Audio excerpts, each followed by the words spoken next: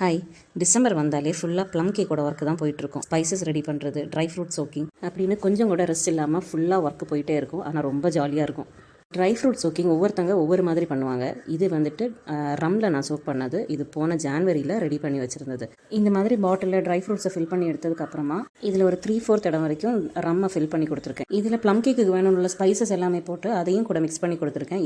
இதில் இப்போ ஹாஃப் பாட்டில் தான் எனக்கு ரிமைனிங் இருக்குது. ஸோ இதோட ஆர்டர்ஸ் வந்து கொஞ்சம் லிமிட்டடாகவே தான் எடுத்திருக்கேன். மோஸ்ட்டாக நான் பண்ணுறது இந்த மாதிரி கேரமல் சோக்கிங் தான். இதுதான் நான் பேக்கிங் ஸ்டார்ட் பண்ண டைமில் இருந்து இப்போ வரைக்கும் நான் யூஸ் பண்ணுறது இந்த கேரமல் சோக்கிங் தான். மோஸ்ட்டாக டிசம்பர் ஸ்டார்ட் பண்ணுற டைமில் இருந்தே எனக்கு ப்ளம் கேக்கோட ஆர்டர்ஸ் இருந்துகிட்டே இருக்கும். ஸோ இந்த சோக்கிங் எல்லாமே நான் கொஞ்சம் நேரத்தை போட்டு வச்சுருவேன்.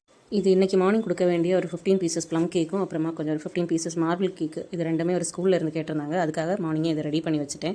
நெக்ஸ்ட் கொரியர் சென்ட் பண்ண வேண்டிய கொஞ்சம் ப்ரௌனி ஆர்டர்ஸ் இருந்துச்சு. அதில் ஒரு 1 kg டபுள் சாக்லேட் ப்ரௌனியும், ஒரு 1/2 kg கிட்கேட் ப்ரௌனி, ஒரு ஃபுல் ஸ்லாபாகவே சென்ட் பண்ண கேட்டிருந்தாங்க. அது என்னோட தம்பி வந்துட்டு ஈரோட்டில் மெடிசன் படிக்கிறான். அவனோட ஃப்ரெண்ட்ஸுக்காக கேட்டிருந்தாங்க.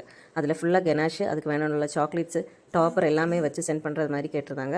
அது அவங்க இஷ்டத்துக்கு அவங்களே அங்கே சாக்லேட் கெனாஷ் எல்லாம் வச்சு டிசைன் பண்ணி எடுத்துப்பாங்க. அதுக்காக சென்ட் பண்ணியிருக்கேன். இது ஃபைனலாக ஒரு 1 kgயில் மேங்கோ ட்ரஃபிள் கேக்கும், ஒரு 1/2 kg பட்டர்ஸ்காட்ச் ஃப்ளேவர்லையும் ஒரு கேக் தான் இருந்துச்சு. இதெல்லாமே ரெடி பண்ணி இன்றைக்கி ஆர்டர்ஸ் எல்லாம் கம்ப்ளீட் பண்ணியாச்சு.